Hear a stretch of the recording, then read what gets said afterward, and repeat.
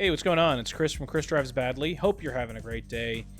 Wanted to give, my take on something that I didn't really start thinking about in my sim racing journey until probably way too late, and that was the concept of track conditions, how they matter. Okay, how to respond to those. I'm going to give a little quick tip on that and kind of show what that actually looks like. And so we're going to hop into Assetto Corsa, specifically because there's a lot of information, a lot of graphical, a lot of graphics, a lot of graphics that you get on it. So we're going to start off doing a hot lap on Road America, a track I know pretty well, and we're in a Ferrari 488 GT3 car. Pretty easy to drive, right? Pretty good for coming up with some good baselines, and we're gonna just kind of play with it. This is a very hot track, and I want to show what is a very we're gonna show I'm gonna show what a very hot track looks like, and what it actually is doing to your tires, and how do you deal with that. So what we're going to do is we're going to pop in on the medium tire on the lowest tire pressures, and we're going to see, okay, what does it look like? We do a hot lap. What condition are my tires in? What type of temperatures are they in? And if you think about it, a lot of the races that you're going to be doing on, anything, even if it's a sprint race, you're going to be, on the track, multiple laps, putting a lot of heat into your tires. And on a hot track, how do you combat that? And really, the reverse is the case for a cold track. So we're going to go ahead and we're going to do this right here, okay? We're in a Ferrari 488 GT3. Yes, I am Michael Schumacher. Definitely. Prime Michael Schumacher, too. And just to show what we've got medium compound tires, 16 PSI all around. This track has a lot of right-hand turns, so our left side is going to be on fire. This tire graphic is there to show, okay, what are the tires doing as we go through this lap? And I think that that's a really important piece that, again, when you do iRacing, there's not a lot of information that you get while you're driving. Certain cars you do, but not many. And what you're going to see is we're starting the lap off. We're in the 75-degree range on most of our tires. And as we go down this lap, we're going to see what happens to them. Particularly the left side tires, and the left rear is going to get worked really hard around here. First braking point into T1, and I'm already driving like peak Michael Schumacher there for sure. This is a modded course for Assetto Corsa, so it is not a laser scan. I don't even think it's a ripped laser scan either. As you can see, we're already, getting some temperature into our tires. Our left rear is at 88, 89. It's climbing as we're going on this track because of how hot it is. The track temperature is 51 degrees. And touching that grass was not good for me, but we are making some progress up here.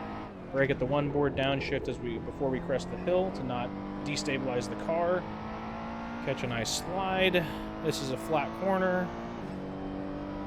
There we go. Okay. So we're through this part of the track, and what I want to point out is our current temperatures before we go into the Speedville. 86 on that rear left. Let's watch what happens as we go through here.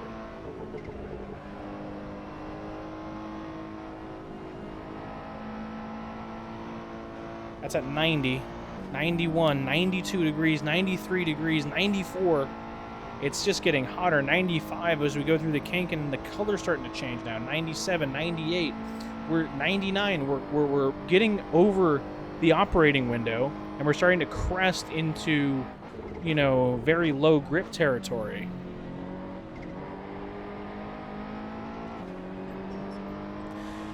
As you can see, the stability of the car is not quite the same, and really, having a really hot rears, especially in a mid-engine car, is going to have some pretty big impacts on the handling characteristics of it. So we're across the line here. See what our time is. 2:87. Really not a bad time. As you can see, our temperatures have gone up quite a bit. Our rear left is 90. It was like 96 or 97 degrees when we crossed the line. I'm going to go ahead and hop out. We're going to restart the session here, and we're going to go ahead and see just comparison point what happens if we pump these pressures up a little bit. So increasing the pressure on the left rear, we're going to go up to 18 psi. We're going to go to 17 on the left front, and we're going to go to 17 on the rear right. We're going to leave the right front alone since there's not like many left turns that are putting a lot of stress on the tire. And we're going to see, okay, can we beat our previous time? I don't know, 207 or 2087, I think it was. So we're going to see if we can beat that. Now, what does increasing the pressure in a tire do? Well, if you think about it, the simplest way is actually looking at the reverse. What does taking a lot of pressure out of a tire do? Well, think of a flat tire. When you see a guy with a flat on the road or something, you see so much of that tire is on the surface of the road, right? It's flapping around. It's making a lot of contact. So the reverse is true whenever you have, whenever you increase the pressure of the tire, is less of the tire actually makes contact with the surface of the road.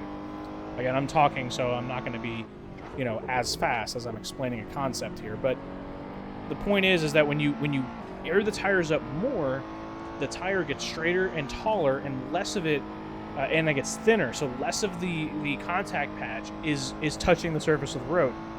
Less contact, less friction, less heat. And so, less heat, less pressures. All those things, right? So that's why when you're in a hot condition, it's actually a really good idea to increase the pressure of your tires. Now, I wouldn't go too high, right? When you're on a racetrack, if it was real life especially, don't overdo it. But if you're at 16 psi, it probably wouldn't hurt to go up to 18 or 20 if you're trying to make your tires last a little bit longer. Plus, you're making less surface contact. Remember what I said before? We were, in around the 90s around here, getting close to 100 degrees as we came down into the kink. Now we're in the 90s. We're in the low 90s. So we're preserving our tires. Now we may not be so, as fast over the course of one lap. Okay, 95. But before it was like over 100. It was like 101, 102 degrees.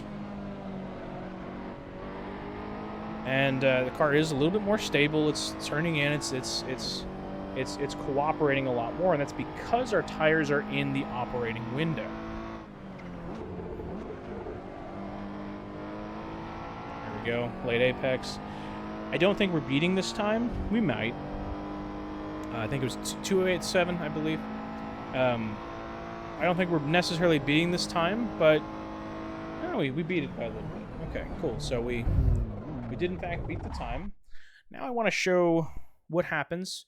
We made the correct adjustment, and we've got the tire in the right condition. We upped the PSI. So we can go lower. We can go 15. Okay, let's do that. I want to show an example. Slick softs in a 51-degree track at the lowest pressures that we can put in there. So think about it this way: we have the softest compound of rubber, which is going to mean that a soft compound is inherently going to generate more friction than a harder compound tire. We have the lowest pressures, which means that even more of the tire itself is contacting the road. So we're going to have high friction, high heat, high pressures. This is a great illustration to show why Formula One drivers, even though it's extremely unpopular, right? Especially when we get to Monza, we'll see here in I think a month's time. Maybe, actually, it might be this month. I'm not so sure. We're going to see those F1 drivers tiptoe around the whole course, get to the very last corner, and you're going to see exactly why they want to preserve those tires. They want to be in optimum conditions. Like I just had the tires in there because the game's able to simulate them being in blankets and being at the correct operating window, because they want to have the most amount of grip throughout their qualifying laps. That means, it's going to get worse. And, when the commentators talk about it, they're like, maybe his tires are starting to go off. Look at it. Look at this tire right now. My left rear through 3 corners is 91 degrees. I mean, that's obscene, right? 92 degrees. It's getting hotter. It's getting hotter. Well, we're going to see if I don't, mess this lap up more than I already have. We're going to see that it's still faster than the medium tire in a lot of ways. Of course, you're not going to use this for any length of stint, right? Like if you had a 30-minute stint, you would not be bolting on these soft tires, right? Because I mean, we're getting down to the point where the tires are already out of their operating window, and we're starting to have oversteer. The rear end is not very happy. So what does that mean, right? Like, okay, our rear end is not happy. Our tires are melting. And so what happens is the car when the tires get too hot, they just turn into, they just don't have the same grip. The rubber is literally breaking down on the surface of the tire. And like, a lot of people talk about, or you've probably heard a lot talk about, like, carcass temperature being super important. But the surface temperature surface is what makes the contact with the road itself. And when you have a vastly different temperature, when you have a huge temperature difference between the carcass and the surface of the tire, you start to get blistering and graining and all these things that you hear as buzzwords. And we do set a slightly faster lap time of a couple tenths. So I did this to illustrate a point, and I think it's well understood at this point what it is I'm trying to say. So I will show the opposite situation, okay? Real quick here. I got through this pretty fast, so we're going to go ahead and pop this temperature down to 0 degrees Celsius. I have not done this before, but imagine, if you've seen like the 6 hours of Spa, they have historically have run that race in a time of year where the weather is very unpredictable. You don't know what you're going to get. And so I remember a couple years ago, maybe it was 2 years ago, there was literally hail during the race. I've never heard of such a thing before in my life, hail on a racetrack. But, or during an active endurance race, okay? Hail and sleet and snow, and, you had to go through all these extreme conditions. Well, this is an example of what that would possibly be like. I don't know what the surface of the track would be at temperature-wise, but everywhere you go is cold. So this the tires that we just had set up, the soft tires in the lowest compound, is going to do the opposite for us from before. It's actually 0 degrees and 0 degrees. We want as much contact with the surface of the road as possible so that we can generate some heat. You're going to see, even though the tires are in blankets, they're almost instantly going to get cold. A little burnout there just to try and get a little temperature, but you're going to watch as we come down this straight. The tires are going to go blue. Possibly. I guess we'll see. I've driven sims in cold conditions before, and it's actually really fun because it's really challenging trying to find the grip and make sure your tires stay warm. But this is basically, the most that you can do in these types of conditions is bolt on the softest tires you got and just, lower the pressures as low as they possibly can go. And it's actually holding up okay. But you can see right there, our tires are starting to go cold. Our right front is at 19 PSI, 43 degrees in the middle. That's pretty cold, and our tires are really starting to cool off. Just had no grip on the front there, so the braking I had my normal braking zone, but there was just no grip. Fronts are just understeery because they're just ice cold. Even though we have a constant here, which is track grip, which is a setting basically saying is the road in the right condition. We've got that at 100% on the Assetto Corsa, meaning that this is as optimum as it's going to get. But look how slidey this is. It's like we're driving on ice. Well, our tires are like ice. It's understeer everywhere. Because our tires cannot get into the operating window. This is a fun challenge. I gotta say, if you want to have a fun little challenge against the AI, try this out. Give 100% grip on the track, make it extremely cold, and try to just see if you can it'll qualify pretty well. Then I think that our time's not going to be like completely horrible. Like it's probably going to be in the 209s if I had to guess,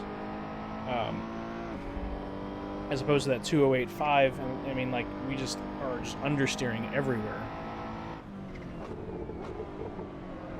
Try to get that late apex. I'm trying to induce oversteer just to get the car to rotate a little bit. It's because there's just no grip on the surface of the road right now between, well, there's no grip with our tires at all. Actually, it's a 207.6. That's not a bad time. I mean, compared to what we just saw. So, again, I think that this is a pretty interesting concept. If you think about it in a simple way, right? If it's cold, I need more tire, and if it's hot, I need less tire. So, more tire. Lower the pressures. Less tire, I need higher tire pressures. That's a general rule of thumb. There's a lot that goes into it, and what I would urge you to do is that in games where you have access to tire data and stuff like that, like with Assetto Corsa, with what we have here on the screen, or we had on the screen, is try to dial it in over practice. Observe where your tires are at and try to adjust them as needed. If you're not getting your tires into the right operating window, drop the pressures. And if, as a result, like my left front is really hot, well, okay, then increase the pressures on the left front. It's important to try to get all 4 of your tires in the operating window, whatever that looks like. You want the most grip. And as you can see here, with this last run, my tires were below the operating window, so my car was really understeering. And then before, when the tires were really hot, I didn't have the grip, and my car was actually very oversteering. And a really hot tire, it's not really that simple. It's not just, cold equal understeer, cold or warm equal oversteer. But in a lot of the cases, it is that way. So anyway, if you're new to sim racing, it seems like a lot. Just try to just keep that in mind. If you're having issues and you're like, man, I just feel like I can't break that late, or I feel like I'm just missing all my turn-in points, look at your tire pressures, see where they're at, because you may just need a small click up or a small click down, and that can fix a lot of your issues. So take it from a guy that drives badly. You're going to need all the help you can get. So definitely give that a shot. Thanks for watching. Let me know in the comments what you guys do, what you might suggest as another alternative to what I've just talked about here. Do you mess with your roll bars that much? What kind of basic setup tweaks do you make in situations like these? Thanks for watching, and we'll see you soon.